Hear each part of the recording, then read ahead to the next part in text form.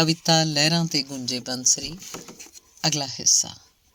ਹੁੰਦੇ ਖੰਭ ਸਰੀਰ ਤੇ ਉੱਡਦੀ ਵਿੱਚ ਆਕਾਸ਼, ਅੱਖ ਪਲਕਾਰੇ ਬੈਠਦੀ ਜਾ ਮਾਹੀ ਦੇ ਪਾਸ।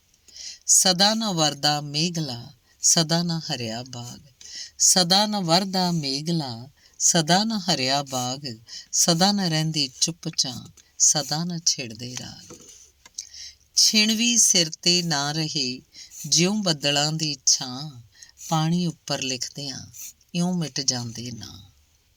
ਚੜ੍ਹ ਅੰਦਰ ਦੀਆਂ ਪੌੜੀਆਂ, ਆਪਣੇ ਘਰ ਵੱਲ ਜਾ, ਜਿੱਥੇ ਨਿਰਮਲ ਵਹਿ ਰਿਹਾ ਚਾਨਣ ਦਾ ਦਰਿਆ। ਜੇ ਦਿਲ ਅੰਦਰ ਪ੍ਰੇਮ ਹੈ ਤਾਂ ਮਿਲਦਾ ਭਗਵਾਨ, ਪ੍ਰੇਮ ਬਿਨਾਂ ਸ਼ੈਤਾਨ ਦੀ ਭਾਸ਼ਾ ਕਹੇ ਜ਼ੁਬਾਨ।